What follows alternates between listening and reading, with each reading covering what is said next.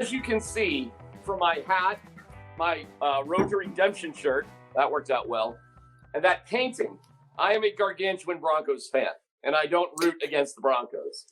So I took mass offense to Mike Evans shamelessly, again, lying, thinking that I would root against Drew Lock for Josh Allen, and root against Drew Lock in particular. So my idea was to simply prove that I'm not rooting against Drew Lock. And the concept is getting some sort of Drew Lock-based tattoo, to be determined later, as the Tebow tattoo was, to prove that I'm not rooting against Drew Lock. Now, I just said, based on all of our predictions, 8 wins for the Broncos season is about what everybody is guessing they're going to get. So I said, well, all right, I'll get the tattoo, Mike.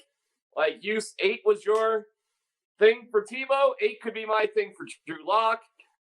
But then instantly there were a lot of weird things that popped up because obviously it's based on Drew Lock, not the Broncos. So if we got 3 games of Brandon Allen, although it would be great to go to Allentown again, it certainly wouldn't prove whether I was rooting for him or not. So we have Chad as our adjudicator, and I just saw John Wick, so I'm going to use adjudicator. Appreciate that. Figure out what exactly it would mean to be rooting for Drew Lock to get a fairness of what this proposal is. And by the way, no downside for you or Stink, nothing for you guys. Just want to get this on the record. So in the future, we won't hear any gobbledygook from the two of you when it comes to this particular wager. Us? What makes you think we'd ever do something like that?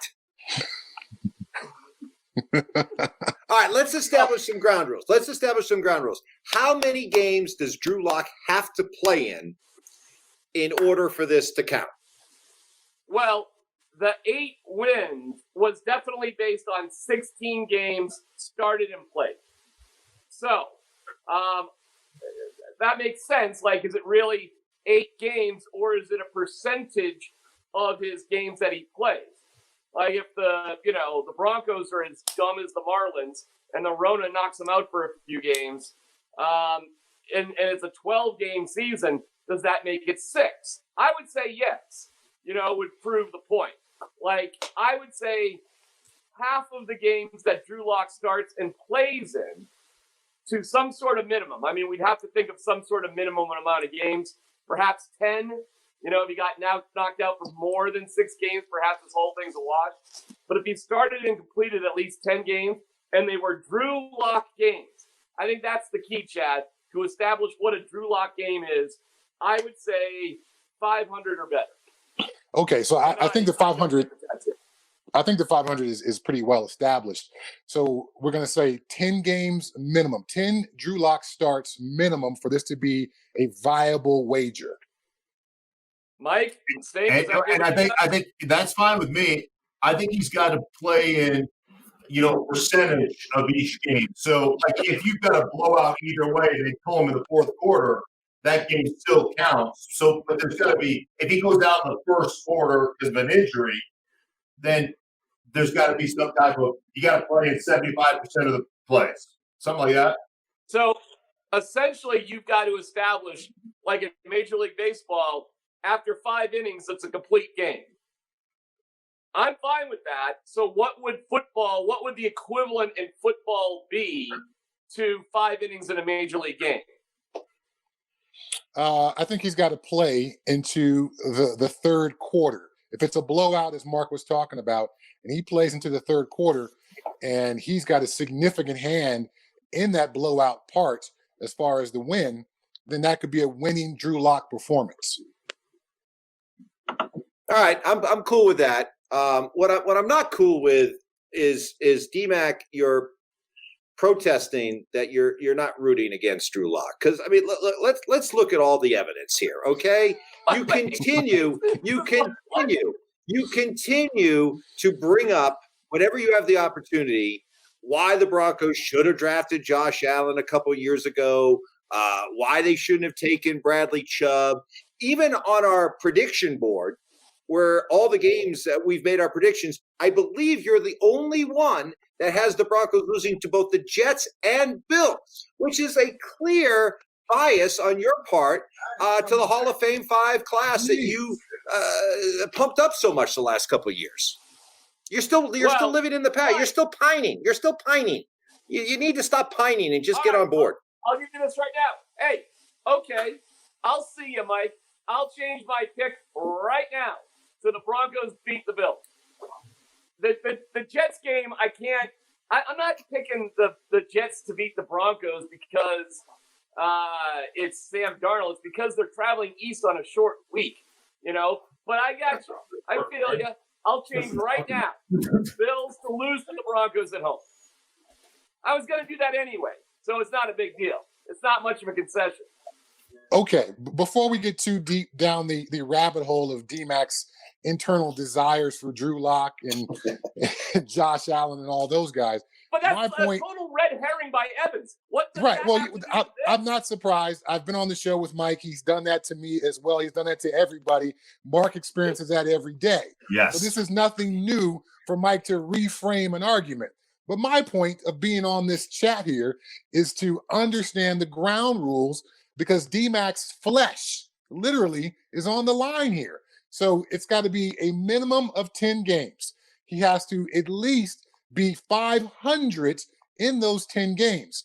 I get the chance to be the arbiter, even if the Broncos lose or win the game, to call it a Drew Lock winning or losing performance. Is there anything that anybody wants to add into that mix so I, as the judge here, the arbiter, can be as fair to all involved as possible? Because there's a man's flesh that is on the line. No, I have nothing but the utmost of faith in you, Chad, your ability to do this. And obviously, Drew Lock has to play, as we mentioned earlier, into the third quarter. I would say deep into the third quarter for those games to count. Fair. Okay. Points of note. What is a tie? There will be no tie. It's a loss. Tie is a loss. It's not a win. Tie is there a will loss. be no ties. No. Ties why is a tie a loss? Because tie is like it's a tie win. Nobody wants to do that. Okay, so what Mike and Mark think is not important to this. I'm the one who's important here. Judge a tie is not a tie. There will be either a win or a loss for every Drew Lock performance that meets the standards. That means he has to play into the third quarter. If any game that he plays into the third quarter, I will have to judge it as a Drew Lock win or judge it as a Drew Lock loss. Regardless of how the Broncos as a team play, I'm looking at Drew Lock's performance. The bet is that he will have a 50% winning performance for the year. Yeah, but what's a tie then? What's a tie? There is no tie. Okay, so what does that mean? Does that game not count, or does it go down as a loss? It could go as a win or a loss because we're not judging the Broncos team. If the defense gives up 6 touchdowns, but Drew Lock puts up 28 points and leads the offense to a winning performance, it can still be a win for Drew Lock, even if the Broncos lost. This is a Drew Lock focused bet, not a Broncos focused bet. Wait Drew a minute. Lock No. only. All right. Point of order, Judge Chad. Okay, when I had the Tebow bet, the bet was that if they went 8-8, then I would get the tattoo. If they went 8-7-1, I wouldn't have got the tattoo. Or excuse me, if they got 7-8-1, I would not have gotten the tattoo. So the tie has to go down as a loss because it's not a win. But again, Mike, I'm not judging the score. I'm judging the performance of Drew Lock. Did he have a winning or did he have a losing performance as a quarterback for the Broncos? That's all I'm judging. He's not out there making tackles and interceptions. He's trying to throw touchdowns. So he's got nothing to do with the defense. If he puts up 21 points and the defense has an awful day and they give up 24 points and Drew Lock was super efficient, 21 for 24 and threw 3 touchdown passes, that's most likely going to be a winning performance even if the Broncos lose. Stink, wow. I don't know about this. Oh, yeah, wow. I would say that Tim Tebow had losing performances every weekend, and the Broncos got the way to win. I was not a Well, part the difference of was in the bet with the Mike. Tebow situation, Mike, your bet was about the team. You said that he was such a terrible quarterback, the team wouldn't succeed with him. So it kind of doesn't matter. This particular wager is to prove that I'm rooting for Drew Lock. That I'm pulling for him. I'm pulling for the team too. Again, my hat, my shirt, my painting. But essentially, we're talking about, pulling or not pulling for Drew Lock. So I understand what you're saying because these terms seem a little arbitrary. I mean, if the Broncos lost 24-23, and Chad said that's a Drew Lock win because he played well, I mean, I could understand your consternation. So I'm willing to do this. If it's all right with the adjudicator, Chad. If Drew Lock plays the entire game and they lose, okay, that's a Drew Lock loss. If Drew Lock plays an entire game and they win, even if it's terrible, like Paxton Lynch got that win against Jacksonville, but he was terrible, that's a Drew Lock win. If he goes out halfway through the third quarter, like Mark has said, and we're not really sure if it's a win or a loss, I think that should be up to Chad. I mean, I'd go that way.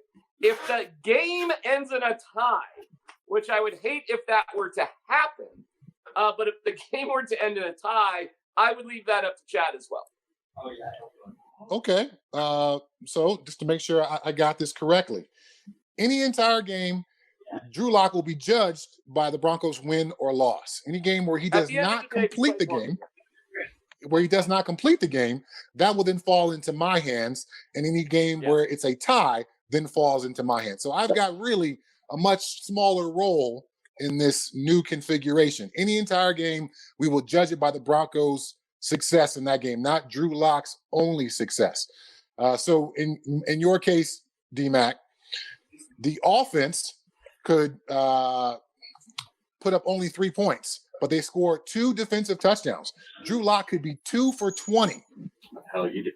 But the Broncos still win because of those 2 defensive touchdowns. Yep. Therefore, that would be a Bronco win, even though it's clearly a losing performance got by his Drew Lock. tattoo. Yeah, how do you think I got the Tebow tattoo? Yeah, I mean, that's how he got his Tebow tattoo. 2 That's for why 8. I was going with a Tebow kind of stat line there, just to kind of illustrate the point. Okay, I think we're all on the same page. The thing is, Chad, if Drew Lock throws 5 touchdowns and the Broncos lose to the Chiefs 42-35, I got to take that one too. That's a loss. That's a loss as well. Now listen, Chad, I am not judging your adjudicating skills. I just know the weasel that is Mike Evans and what is bound to come down the road. If we don't sort of cement this, and I think even Mike Evans would agree to that. He would be a weasel. I have no problem with guidelines. That's fine, and I'm on. I think this, Chad, this could be the first step, like another former great buff, Whizzer White, who became a Supreme Court justice. This could be your first steps towards becoming the next wizard. Buff Nation would be proud of me. Yeah. Yes. Yeah, you're the next wizard. You do look very. I mean, you judge worthy right there. Yes, with the glasses for sure. Yeah, absolutely. A big painting in the background. Look at his sophisticated background. Again, I know. My background is a Broncos painting. That my And she was hammered at that place that you go when you get hammered and you draw paintings. And is that an exercise machine behind you? And does that ever get used by you? Wow. I'm just asking. Kyle I'm just asking. Yeah. Right. Just say, yeah, I hang my clothes on that all the time. Do you see his clothes on it? Do you see it up or down? Do you see it in the ready position? It's in the ready position. Is the I don't know. It paint looks like on it. looks like it's on it. Yeah, it looks like it's wedged up against the wall. It's not. Do you want me to get on it? Yeah. Let's see how this works. Let's see some hard cardio. Is it plugged in? Yeah. Where's the on button? Oh, look, he's got weights. I do every day. Oh. Way to go, D. All right. All right, now All we're right. rolling. We're good. We're good. That's good. All right. You hurt yourself. All right. Hey. Don't pull a muscle. Yeah, don't pull anything. All right, the rules have been set, right? We're good Yeah. to go. So to recap, 10 games minimum for this to be considered a real bet. Drew Lock has to be 500 or above for DMac to win. Anything less than that, he gets a tattoo. Games will be judged by Drew Lock. If he plays the entire game, the Broncos win or loss, that will count as a Drew Lock win or loss. If it's less than the entire game, he plays into the third quarter. That's going to be the marker for judging a game by Chad that Drew Lock doesn't finish. He has to play into the third quarter, correct? Correct.